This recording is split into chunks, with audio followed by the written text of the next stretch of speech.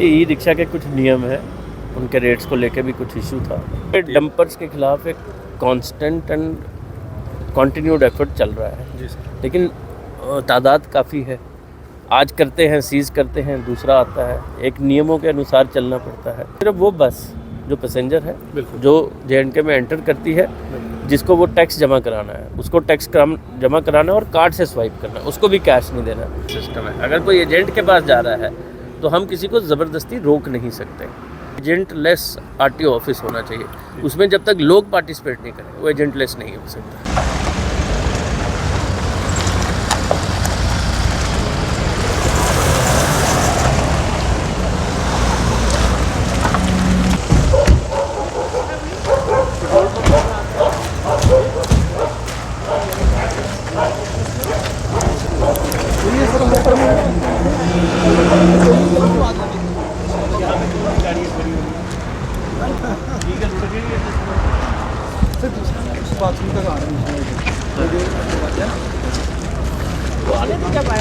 अभी तो लाओ, तुम उठ लेंगे। तुम इधर ISBT का देखो, तुम्हारे पास यहाँ पे ये टॉयलेट म्यूनसिपैलिटी को साहब ने बोला पीछे, और यहाँ पे वो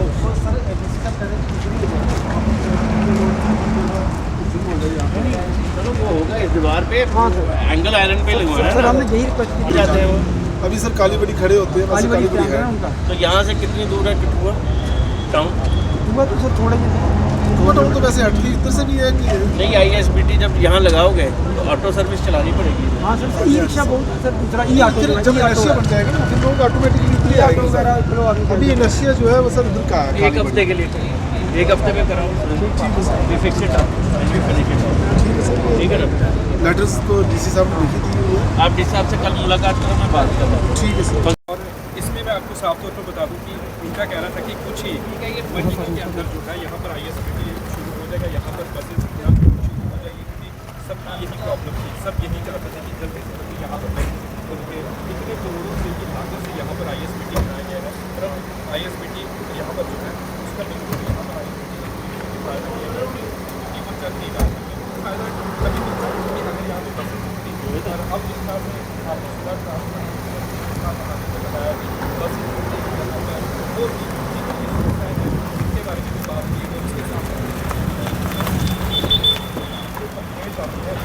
एक और आपसे अहम सवाल रहेगा ई ऑटो रिक्शा को लेकर। RTO विभाग कहीं ना कहीं कभी कभी कार्रवाई करता है और कभी नहीं कार्रवाई करता, और रोजाना आप भी देख सकते हैं सोशल मीडिया पे हादसे हो रहे हैं।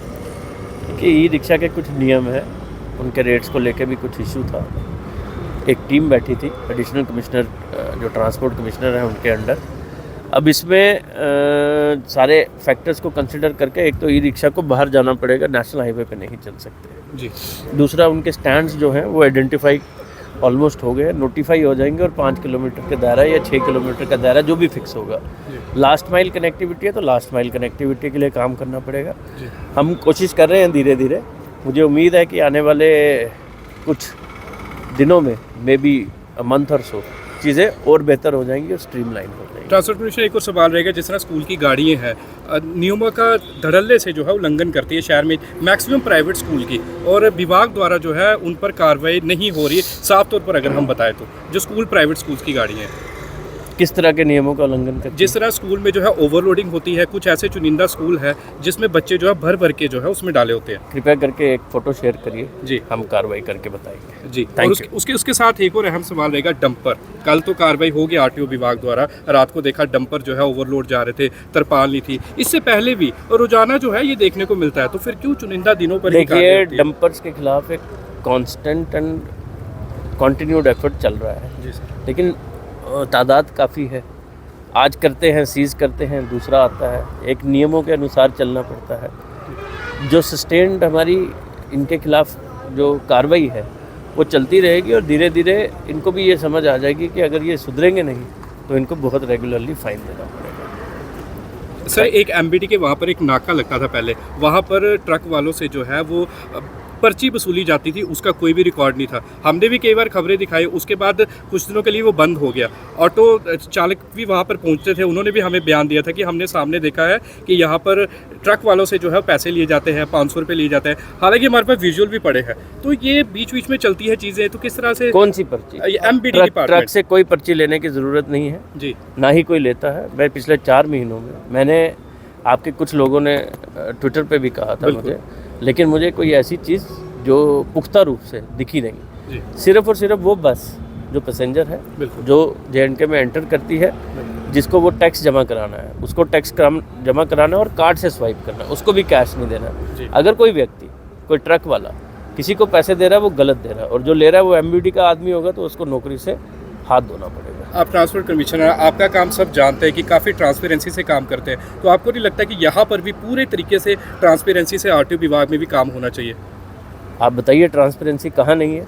हम तो फेसलेस की तरफ चल रहे हैं। जी, आपका जो लाइसेंस है वो ऑनलाइन होता है, जी, आपकी ट्रांसफ़र ऑफ पेपर्स है वो ऑनलाइन है, रजिस्ट्रेशन आज की डेट में आपके डीलर एंड पे है, जहाँ पे अगर कोई कागज़ है जिसके लिए पर्सनली आना है, तो मैंने RTO साहब को कहा है कि कंटैक्ट जो है वो मिनिमम होना चाहिए। जी, मुझे लगता है जिस तरीके से हम चल रहे हैं, ट्रांसपेरेंसी है भी और बेहतर की जाएगी। जी। रही बात नाकों की जी। या रही बात लखनपुर की, उसके ऊपर हम आज ये एक मेजर मुद्दा था जिसके ऊपर कि how to make that movement faceless. जी, ऑनलाइन पैसे जमा हों, आप अपनी बस में बैठ के ही पैसे जमा कराएं, आपको रुकना ना पड़े। जी। कैसे इलेक्ट्रॉनिक बैरियर के थ्रू आपकी मूवमेंट को रेगुलेट किया जाए, जी। और मुझे उम्मीद है कि हम अपनी कोशिशों में ज़रूर कामयाब। महिलाओं के लिए E-बसेस के लिए आया था कि फ्री चलेगी, यहाँ पर इतनी बसेस नहीं चल रही है, E-बसेस सिर्फ शहर से ही चल रही है, तो गाँव में कुछ इस तरह के विकल्प है आने वाले दिनों में? बसेस मेरा मैंडेट नहीं है, वो स्मार्ट सिटी के CEO देखते हैं। स्मार्ट सिटी से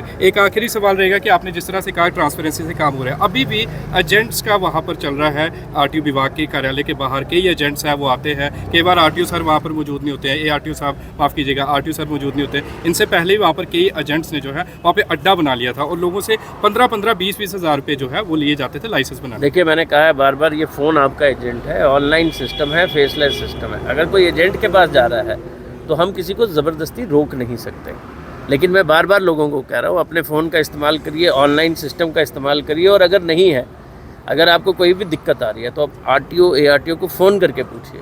मुझे बहुत सारे लोग मोबाइल पे फ़ोन करते हैं, मैं उनको जवाब देता हूँ। जी, बहुत सारे लोग ट्विटर के ऊपर क्वेश्चंस डालते हैं, उनके इश्यूज सॉर्ट आउट होते जी। हैं। लोगों को भी थोड़ी सी पेशेंस भी रखनी पड़ेगी, और लोगों को भी बंद करना पड़ेगा एजेंट्स के पास जाना। जी। हमारी यही कोशिश है, एजेंट लेस RTO ऑफिस होना चाहिए। उसमें जब तक लोग पार्टिसिपेट नहीं करें, वो एजेंट लेस नहीं हो सकता।